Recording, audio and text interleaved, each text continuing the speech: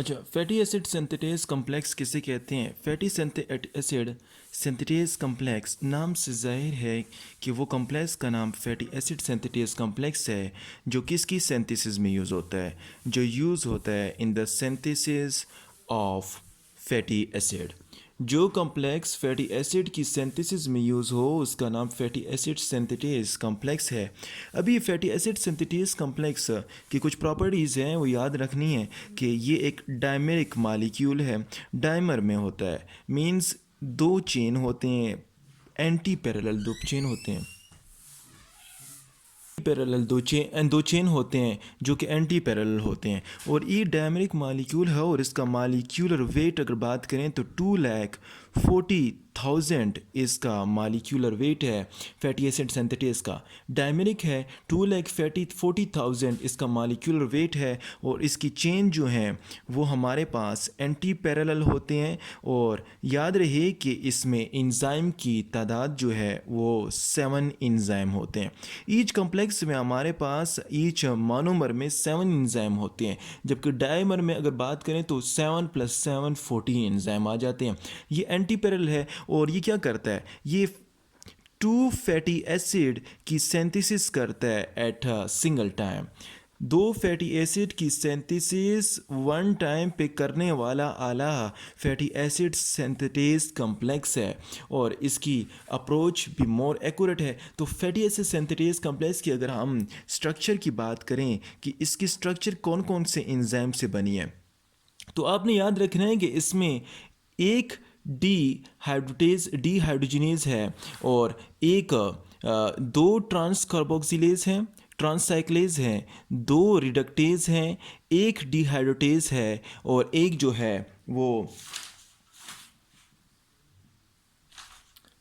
है वो सिंथेटेज है। एक सिंथेटेज, एक डिहाइड्रोटेज, दो ट्रांससाइक्लेज और दो रिडक्टेज। इनकी अरेंजमेंट क्या है? इनकी अरेंजमेंट में ये है कि पहले जो है सिंथेटेज वो है कीटो असाइल सिंथेटेज। पहले जो इंजाइम है वो कीटो असाइल सिंथेटेज है। नाम आप लिखते जाएं, keto, KS for keto acyl synthetase. इसके साथ हमारे पास दो रिडक्टेज हैं, दो ट्रांससाइक्लेज हैं। एक ट्रांससाइक्लेज का नाम है एसिटाइल ट्रांस साइक्लेज, और फिर इसके बाद एसिटाइल के बाद फिर दूसरा ट्रांससाइक्लेज है, उसका नाम है कीटो एसाइल ट्रांस साइक्लेज। तो एक एसिटाइल ट्रांससाइक्लेज हुआ, एक कीटो असाइल ट्रांससाइक्लेज हुआ। ये तीन जो हैं ये एक डिवीज़न में हैं। इसके बाद दूसरा डिवीज़न स्टार्ट होता है। दूसरे डिवीज़न में जो पहला एंजाइम है उसका नाम है डिहाइड्रोटेज। मैंने बताया था कि एक डिहाइड्रोटेज है, एक कीटो असाइल सिंथेटेज है, बाकी दो हैं, एसिटाइल ट्रांससाइक्लेज, कीटो असाइल ट्रांससाइक्लेज, ये दो हो गए, और इसके बाद दो रिडक्टेज हैं। पहला रिडक्टेज कौन सा है? पहला है इनॉइल रिडक्टेज। पहला इनॉइल रिडक्टेज हुआ, और फिर उसके बाद कीटो असाइल रिडक्टेज हुआ। इनॉइल रिडक्टेज, कीटो असाइल, दो रिडक्टेज हुए, दो ट्रांससाइक्लेज हुए, और टोटल कितने? 3 × 3 6 हो गए। इसके बाद एक प्रोटीन है, उसका नाम है acyl carrier protein. Acyl carrier protein के साथ हमारे पास एक कंपाउंड अटैच होता है, उसका नाम है 4' फास्फोपेंटाथीन। 4' फास्फोपेंटाथीन इसके साथ अटैच है, लेकिन 6 एंजाइम हुए हैं। 6 एंजाइम से एक एंजाइम रहता है, छठा सातवां एंजाइम जो है एसाइल प्रोटीन के साथ, एसाइल कैरियर प्रोटीन के साथ अटैच है, और वो एसाइल कैरियर प्रोटीन के साथ जो छठा सातवां एंजाइम उसका नाम है थायोस्टेरेज। थायोस्टेरेज जो है वो एसाइल कैरियर प्रोटीन के साथ अटैच है। तो यहाँ पर 7 एंजाइम पूरे हुए।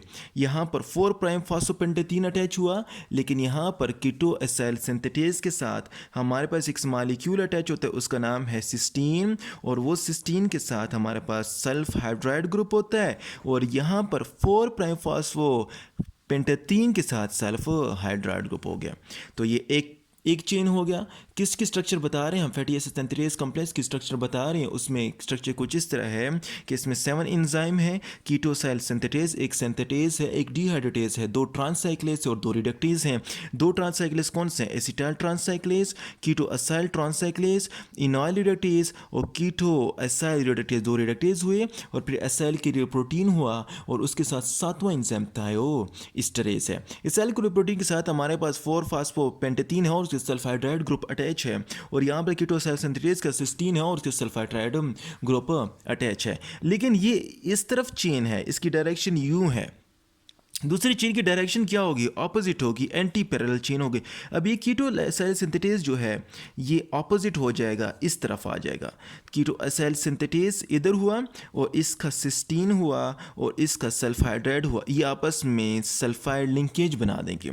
कीटोसाइल सिंथेटेज के बाद अगला जो है हमारे पास एसिटाइल ट्रांससाइक्लेज है। एसिटाइल ट्रांससाइक्लेज के बाद कीटोएसाइल ट्रांससाइक्लेज है और कीटोसाइल ट्रांससाइक्लेज के बाद हमारे पास फिर अगला सब डिवीज़न आता है। अगला सब डिवीज़न में हमारे पास डिहाइड्रेटेज होगा और डिहाइड्रेटेज के बाद इनॉयल रिडक्टेज है, इनॉयल रिडक्टेज है और इनाइल रिडक्टेज के बाद हमारे पास कीटोअसाइल रिडक्टेज है और कीटोअसाइल रिडक्टेज के बाद फिर एसाइल कैरियर प्रोटीन होगा और वही एसाइल कैरियर प्रोटीन के साथ हमारे पास 4'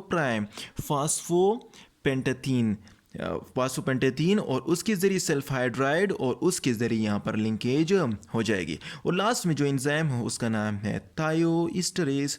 तो ये हमारे पास ये टोटल कॉम्प्लेक्स जो है इसका नाम है फैटी एसिड सिंथेटेज कॉम्प्लेक्स। अच्छा, फैटी एसिड सिंथेटेज कॉम्प्लेक्स किसे कहते हैं? हर उस कॉम्प्लेक्स का नाम फैटी एसिड सिंथेटेज कॉम्प्लेक्स है जो हमारे पास फैटी एसिड की सिंथेसिस के लिए यूज़ होता है। और ये क्या करता है, इसमें फैटी एसिड के 2 फैटी एसिड्स की सिंथेसिस सिंगल टाइम में करता है। एक फैटी एसिड जो है वो इस तरफ से सिंथेसाइज हो जाता है और दूसरा फैटी एसिड जो है वो एक इस चेन से सिंथेसाइज होता है और दूसरा इस चेन से सिंथेसाइज होता है at a time 2 fatty acid synthesise. और इसमें 7 एंजाइम हैं, एक सिंथेटेज है, एक डिहाइड्रेटेज है, 2 ट्रांससाइक्लेज हैं, 2 रिडक्टेज हैं। कीटोसाइल सिंथेटेज के साथ सिस्टीन और सल्फाइड्राइड ग्रुप है और एसिटाइल ट्रांससाइक्लेज, कीटोसाइल ट्रांससाइक्लेज, डिहाइड्रेटेज, इनॉल रिडक्टेज और कीटोएसाइल रिडक्टेज और फिर लास्ट वन जो है वो थायोस्टेरेज है।